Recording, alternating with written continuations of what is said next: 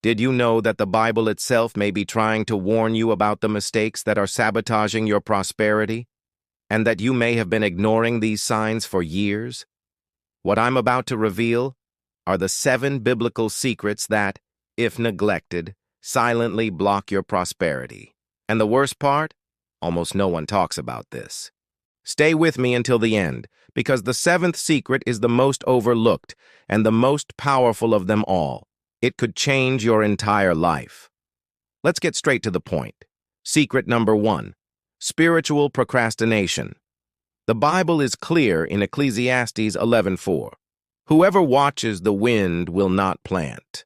Many people are waiting for the perfect moment to act. But guess what? That moment never comes. Have you ever caught yourself saying, "When I'm ready, when I have the money, when God wants it"? That's self-deception that disguises a lack of faith as caution. The problem isn't it that God isn't blessing you, it is that you are not planting. Prosperity is not just a promise, it's a partnership. While you wait for the right time, you're missing God's timing. Secret number 2, the desert mindset.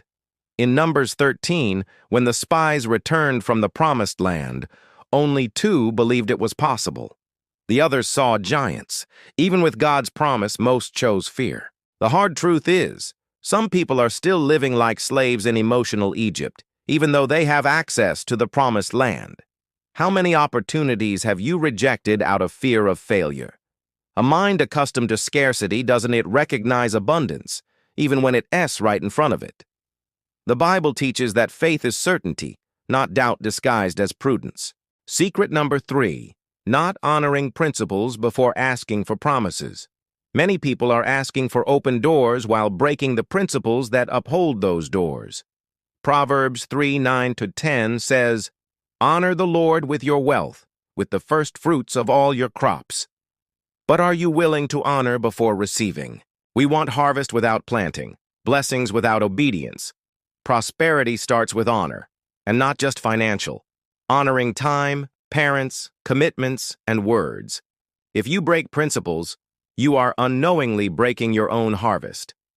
Secret number 4, a divided heart. Matthew 6:24 is direct. No one can serve 2 masters. Some people say they want to prosper, but their hearts are divided between faith and doubt, between purpose and appearance, between mission and vanity. God does not work in the midst of indecision. True prosperity is born from integrity of purpose. Do you really know what you're seeking? Or are you trying to please everyone, except yourself and God? Secret number 5, silent comparison. In Psalm 73, the psalmist almost lost his faith by envying the prosperity of the wicked. Have you ever felt like you're falling behind? That everyone else is advancing while you're stuck? This silent comparison erodes your faith without you realizing it. The Bible never promises speed, but consistency. Galatians 6:9 says, "Let us not become weary in doing good, for at the proper time we will reap a harvest." The proper time is not your time, it's His, and He's never late.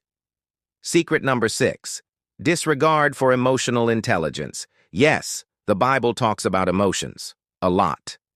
Proverbs 16:32 says, "Better a patient person than a warrior, one with self-control than one who takes a city." How many opportunities have you missed because of impulsiveness? Because you didn't know how to deal with frustration? Emotional intelligence is spiritual, because mastering your emotions is an act of faith and self-control. Do you want to prosper? Learn to have self-discipline. It saves you from wrong decisions, toxic relationships, and destructive choices. Emotional intelligence is a key that opens doors where brute force cannot enter. And now, secret number 7, the most ignored, the most powerful, the most transformative, the absence of gratitude. 1 Thessalonians 5:18 says, "Give thanks in all circumstances." It seems simple, but it's revolutionary. Lack of gratitude blinds you. It makes you complain while walking among miracles. When you don't give thanks, you position yourself as a victim, and those who see themselves as victims don't act like heirs. Gratitude isn't tea about what you have.